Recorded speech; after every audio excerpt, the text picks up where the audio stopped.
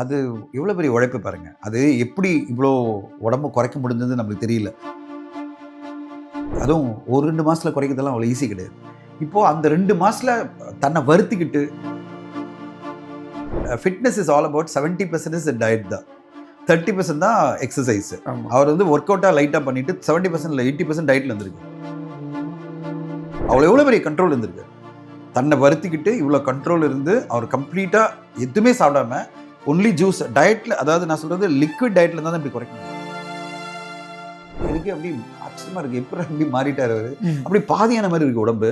அந்த இதுல லுக்ல அவ்வளோ ஸ்டைலிஷா இருக்காரு. நீங்க சொன்ன அந்த ஸ்டைல் வந்தது காரணமே ஃபிட் ஆனது தான். ஃபிட் ஆன உடனே அவர் கோட் ஷூட் போடும்போது அவ்வளோ ஸ்மார்ட்டா இருக்காரு. ஆமா, அவர் ஜேம்ஸ் பாண்ட் மாதிரி ஒரு லுக்ல இருக்காரு. மகிழ் திருமேனுடைய ஒரு ஸ்டைலிஷான மேக்கிங் அஜித் சார்.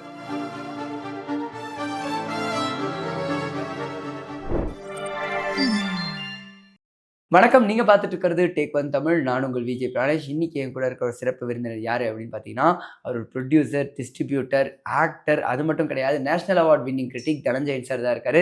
அவர்கிட்ட நிறைய விஷயங்கள் பேச போறோம், வாங்க பேசலாம். வணக்கம் சார். வணக்கம் பிரணேஷ். இந்த ஆரம்பத்திலேயே ஒரு பெரிய படம் வந்தாச்சு, விடாமுயற்சி. ஸோ வந்து ட்ரெய்லர் வந்ததுக்கு அப்புறமா இருக்கட்டும், அணி அவர்களுடைய பாடல்கள் வந்ததுக்கு அப்புறமா இருக்கட்டும், அதோடைய எக்ஸ்பெக்டேஷன்ஸ் கைகை இருக்கு.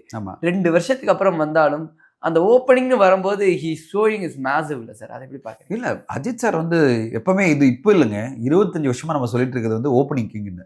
2023 ஆரம்பிச்சது அவருடைய ஒரு ஓப்பனிங் கிங்ன்ற டாபிக் வந்து அவர் பிராண்ட் பண்ண ஆரம்பிச்சிட்டாங்க. 2003-05 ஆரம்பிச்சிருச்சு. இப்போ கிட்டத்தட்ட 19 வருஷமா அவர் ஓப்பனிங் கிங்னு சொல்லுவாங்க.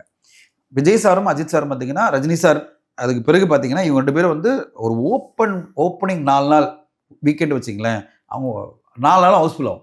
இப்போ தமிழ் சினிமாவுக்கு என்ன தேவைன்னா, திரையரங்கு உரிமையாளர்களுக்கும் டிஸ்ட்ரிபியூட்டர்ஸ்க்கு என்ன தேவைன்னா, 4 நாள் ஓப்பனிங் ஃபுல் ஆகிடும். தமிழ்நாடு ஃபுல்லாக, சில மல்டிப்ளெக்ஸ் மட்டும் ஃபுல்லான பத்தாது, தமிழ்நாடு ஃபுல் ஆகணும் அப்படின்னா அதுக்கான ஒரு ஹீரோ படம் வந்தாகணும். ஆமாம், அப்படிப்பட்ட ஒரு ஹீரோ தான் அஜித் சார். இப்போ இந்த ட்ரெய்லர் வந்து அதுக்கான ஒரு எக்ஸ்பெக்டேஷன் உருவாக்கிடுச்சு. ஒரு இன்டர்நேஷனல் லுக்ல, ஸ்டைலிஷான லுக்ல, ஒரு த்ரில்லிங்கான ஒரு படமா, அதுவும் தன் மனைவியை காப்பாற்றுறதுக்கு ஒரு ஹஸ்பண்ட் என்ன மாதிரி போராடுறாங்க அப்படின்றத வந்து ரொம்ப அருமையாக மகிழ் திருமேனி காமிச்சிருக்காரு. ஸோ டோட்டலாகவே இந்த படம் வந்து ஒரு ஸ்டைலிஷான ஹாலிவுட் ஸ்டைலில் ஆக்ஷன் படமாக இருக்கும்போது நம்ம மக்கள்லாம் கொண்டாட ரெடியாக இருப்பாங்க. ஏன்னா அஜித் சார் வந்து எப்படி பண்ணாலும் மக்கள் ரசிப்பாங்க. ஏன்னா சொல்லுவாங்க, அவர் நடந்து வந்தாலே போகிற ரசிப்பு பண்ணுவாங்க.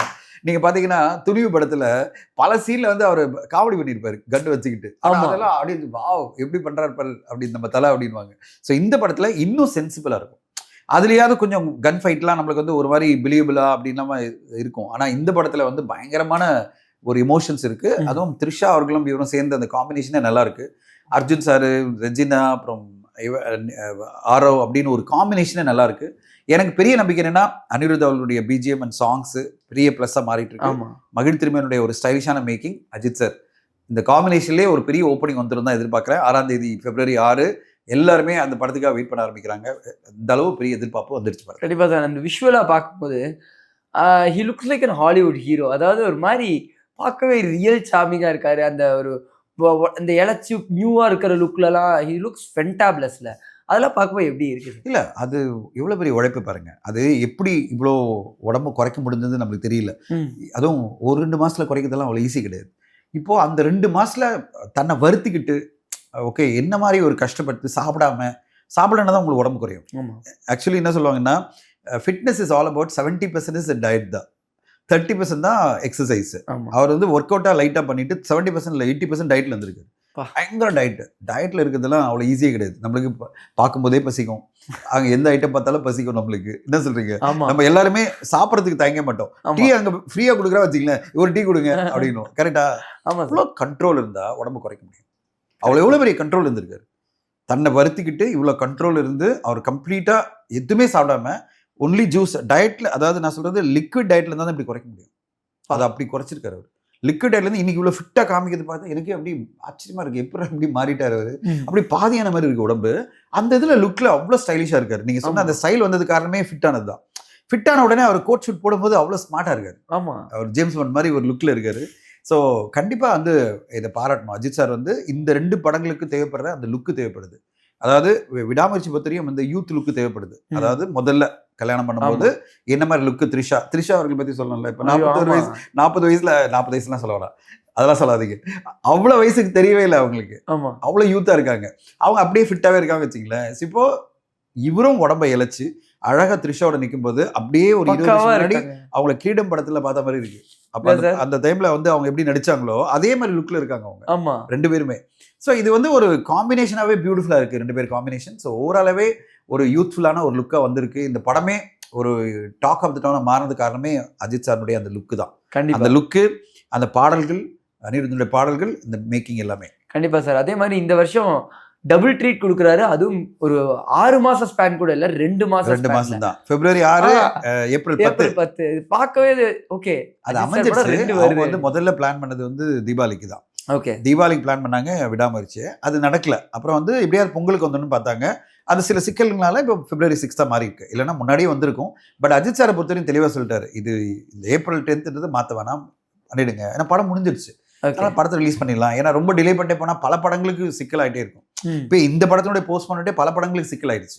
ஓகே, விடாமுயற்சி. ஆனா ஒரு விதத்துல மதகஜராஜா வரத்துக்கு அந்த படம் போஸ்ட் பண்ணிட்டும் ஒரு காரணம். இல்லைன்னா மதகஜரா வந்திருக்காது. இன்னைக்கு வந்து விடாமுயற்சி வருது வச்சுங்களேன், மதகஜராஜா கொண்டு வரனாலே பெரிய சிக்கலா மாறி இத்தனை ஸ்கிரீன் கிடைச்சிருக்காது, அப்ப இவ்வளவு பெரிய ரெவன்யூ கிடைச்சிருக்காது.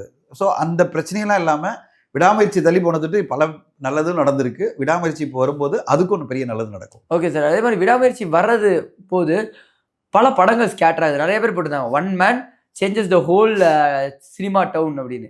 ஆக்சுவலி அது உண்மைதானா? இல்ல, அப்படி அதாவது அவர் காரணம் கிடையாது. இப்போ அவர் நினைச்சது வந்து பொங்கல் தானே. அவர் நினைச்சது டிசம்பர்ல வந்துடலாம், இல்லை வந்து தீபாவளிக்கு வந்துடலாம் தான் நினைச்சாரு. அது நடக்கல. அவரை பொறுத்தவரையும் நீங்கள் வந்து அவரை கார்னரே பண்ண முடியாது, நீங்கள் வந்து அவரை கம்ப்ளைண்டும் பண்ண முடியாது. அவரை பொறுத்தவரையும் அவர் படத்தை முடிச்சு கொடுத்துட்டாரு. இப்போ இவங்களுக்குள்ள இருக்கிற பிரச்சனைனால டிலே ஆயிடுச்சு வச்சுங்களேன். இப்போ பொங்கலுக்கு வந்திருந்ததா இந்த படம் பிரச்சனை இல்லை. பொங்கலுக்கு திடீர்னு வராமல் பிப்ரவரி 6 வரும்போது ஏற்கனவே 6 போட்டது வந்து பார்த்தீங்கன்னா நீக்கு. ஆமாம், ஓகே, நிலவுக்கு என்மேன் என்ன இருக்கும். இப்போ அவங்க 7 போட்டிருந்தாங்க பிப்ரவரி. இப்போ அவங்க வர முடியாது. ஆமாம், அஜித் சார் படம் வரும்போது அது ஒரு யானை மாதிரி ஒரு படம் வருதுன்னா நீங்கள் நடுவில் போய் நின்றீங்கன்னா மாட்டிப்பீங்க. அப்போ அவங்க என்ன பண்ணுறாங்க, போஸ்ட்போன் பண்ணுறாங்க. அவங்க போஸ்ட் பண்ணி 21 வராங்க. இப்போ 14ஆம் தேதி வந்து டிராகன் படம் போட்ட உடனே அவங்க ஏற்கனவே 14 அனௌன்ஸ் பண்ணிட்டாங்க. அவங்களுக்கு என்ன பிரச்சனை, இது 6ஆம் தேதி வந்ததுன்னா எப்படி தியேட்டர்லாம் வெளில விடுவாங்க? ஏன்னா அவங்களும் பெரிய எதிர்பார்ப்பில் இருக்காங்க. லவ் டுடே படத்து பிறகு வந்து பிரதீப் ரங்கநாதனுக்கு ஒரு எதிர்பார்ப்பு இருக்கு. இப்போ அவருடைய படத்தை ஒரு 400 ஸ்கிரீன்ல எப்படி ரிலீஸ் பண்ண முடியும்? கரெக்ட். ஏன்னா இவருடைய படம் கிட்டத்தட்ட 780-800 தியேட்டர் ரிலீஸ் ஆகும் தமிழ்நாட்டில் விடாமரிச்சு. அப்போ எங்க போய் 400-450 மெயின் தியேட்டர் கிடைக்காது. அப்போ பெட்டர் வந்து நம்ம 21 வரலாம் அப்படின்னு அவங்க 21 போஸ்ட் பண்றாங்க. இப்படி இந்த மாற்றங்கள் எல்லாமே கமர்ஷியல் ரீசன் தான். ஓகேங்களா? கமர்ஷியல் ரீசனா நம்ம பெரிய இன்வெஸ்ட்மெண்ட் பண்ணியிருக்கோம். அப்போ நல்ல டேட்டில் வந்தால் தான் நம்மளுக்கு கலெக்ஷன் பெருசாக வரதுக்காக தான் அவங்க பண்ணுறாங்க. எல்லாமே நல்லதுக்கு தான். இப்போ இது ஒரு நல்லது நடந்தது பார்த்தீங்கன்னா 14ஆம் தேதி திடீர்னு ஒரு கேப் வந்தது. இப்போ இந்த கேப்பில் நாங்கள் வந்து சுசீந்திரன் சாரோட படம் 2K லவ் ஸ்டோரி படத்தை ரிலீஸ் பண்ணுறோம். ரொம்ப அழகான படம். நான் படம் பார்த்தேன், ரொம்ப பிடிச்சிருந்தது. அப்புறம் தான் சுசீந்திரன் சார் சொன்னேன், சார் உங்கள் கெரியரில் ஆதலால் காதல் செய்வீர்னு ஒரு பிரமாதமான படம் கொடுத்துருந்தாரு. இது அதை தாண்டி ஒரு அற்புதமான படம் கொடுத்துருக்கீங்க அப்படின்னு சொல்லி தான் அந்த படத்தை நம்ம எங்களுடைய கிரியேட்டிவ் என்டர்டெயின்மென்ட்ஸ் மூலமாக நாங்கள் ரிலீஸ் பண்ணுறோம். சேம் டைம் காதல் என்பது பொதுவுடைமை படத்தையும் வந்து பார்த்தீங்கன்னா 14ஆம் தேதி பிப்ரவரி ரிலீஸ் பண்ணுறோம். ஏன்னா இந்த 2 சின்ன படங்கள். இந்த படங்கள் வந்து வந்துடலாம். நம்ம வந்து 500 தியேட்டர் வரணும் அப்படி எதிர்பார்க்கல. நம்மளுக்கு வந்து 150 ஸ்க்ரீன் வந்தால் போகிறோன்னா இது கிடைக்கும். நம்மளுக்கு வந்து 14ஆம் தேதி 21ஆம் தேதி அந்த பெரிய படங்கள் மோதிட்டோம். நம்ம நடுவில் வந்து ஒரு சின்ன படத்தை கொண்டு வரலாம். பர்டிகுலர்லி பிகாஸ் வேலண்டைன்ஸ் டே. புரியுது. லவ் படங்கள் கொண்டு வரணும்ல. இது பாருங்க, 2K லவ் ஸ்டோரி, காதல் என்பது பொதுவுடைமை. எந்த தேதியில் வருது? அதனால இந்த தேதியில் நம்ம கொண்டு வரோம் எங்க கிரியேட்டிவ் என்டர்டெயின்மென்ட் சார்பில். ஸோ எல்லாமே நன்மைக்கு தான். அப்படிதான் பார்த்துக்கணும். எல்லாமே நன்மைக்கு தான். சினிமா ஃபுல்லாக நல்லதுக்கு தான். படங்கள் ஓடுனா அது இன்னும் நன்மையாக மாறும். இண்டஸ்ட்ரிக்கே நல்லதாக மாறும். ப்ரொடியூசர்ஸ் நல்லதாக மாறும். கண்டிப்பாக சார். அஜித் சாரோட ரேசிங் பேஷன் பற்றி நான் பேசணும்னு நினைக்கிறேன். சைமல்டேனியஸாக ஒரு இது பேசினாரு.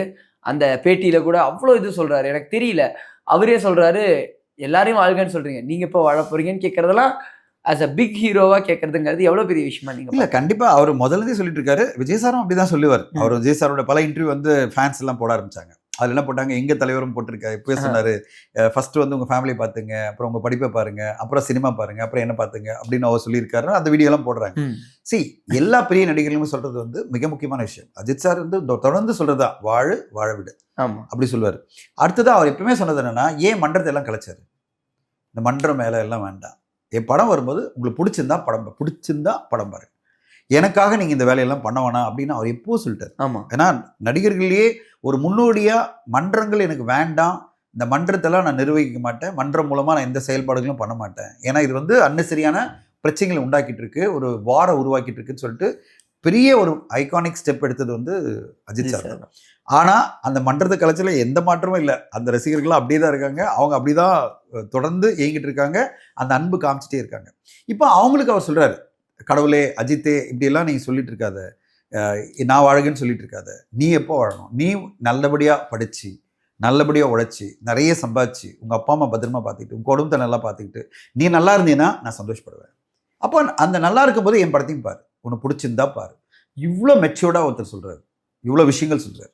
எனக்கு அது ரெண்டாவது அவருடைய அந்த ஒரு பெரிய இன்டர்வியூ கொடுத்துருந்தாரு. அந்த இன்டர்வியூவில் அவ்வளோ வாழ்க்கைய தத்துவத்தெல்லாம் அவர் பேசியிருப்பார், ரொம்ப பிடிச்சிருந்தது. இப்போ கூட வந்து அதை ஒரு ரேசிங்கில் போகிறாரு, அவர் வந்து கேள்வி கேட்குறாங்க, அதை ஒரு 1 minute பேசுகிறதும் ரொம்ப அருமையாக பேசுகிறாரு. அதில் அவர் திரும்பி சொல்கிறது என்னென்னா, நான் என் பேஷனை பர்சீவ் பண்ணுறேன், எனக்கு பிடிச்சிருக்கிற ஒரு பேஷனை நான் பர்சீவ் பண்ணுறேன், நீங்களும் உங்கள் பேஷனை பர்சீவ் பண்ணுங்கள், ஆனால் ஃபஸ்ட்டு உங்கள் ஃபேமிலி அதுக்கு சப்போர்ட்டாக இருக்கணும். அவர் ஃபேமிலியோட இம்பார்ட்டன்ஸை பற்றி திருப்பி சொல்கிறார். ஆமாம், ஃபேமிலி உங்களுக்கு சப்போர்ட்டாக இருக்கணும். எனக்கு வந்து ஷாலினி மேடம் வந்து அவ்வளோ சப்போர்ட்டாக இருந்தாங்க, என் குடும்பம் சப்போர்ட்டாக இருக்குது, அதனால் நான் வந்து இங்கே இதெல்லாம் பண்ணுறேன். அதுக்காக நான் வந்து சினிமா விட்டு பண்ணல, சினிமா பண்ணும்போது சினிமா பண்ணுறேன், சினிமா இல்லாத போது நான் ரேசிங் பண்ணுறேன். இப்படி ஒரு ஃபோக்கஸ்டாக ஒரு நடிகர் இருக்கார் பாருங்க. எனக்கு இப்போதைக்கு இந்த period is dedicated to racing. அது பிறகு நான் படம் அக்டோபர்லேருந்து நான் வேறு படம் ஆரம்பிப்பேன்.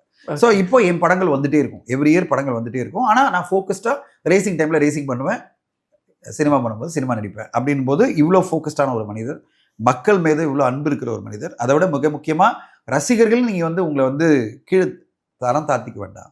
நீங்கள் ரசிக்கிற ஆளாக இருக்காதீங்க, நீங்கள் வந்து நல்ல மனிதராக இருங்க.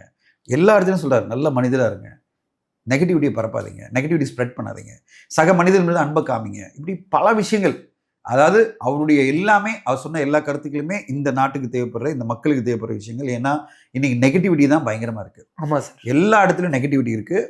பல பேர் என்னன்னா just like that negativity spread பண்ணிடுறாங்க.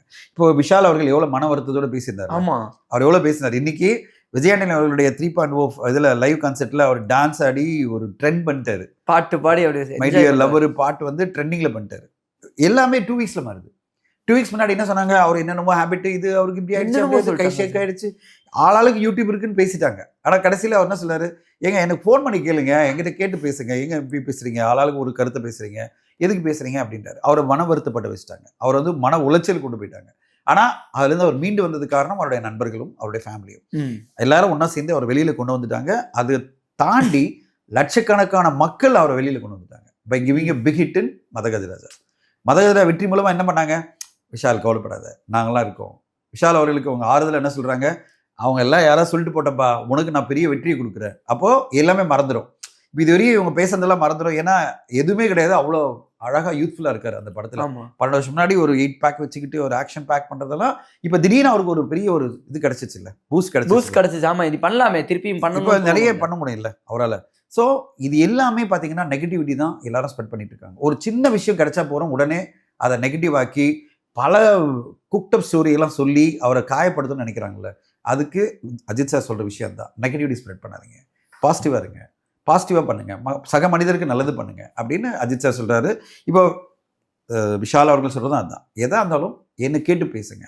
என்னை மட்டும் இல்லை, எந்த நடிகர்களாக இருந்தாலும் ஏதாவது பேச போகிறீங்கன்னா கொஞ்சம் கேட்டாவது சொல்லுங்கள்.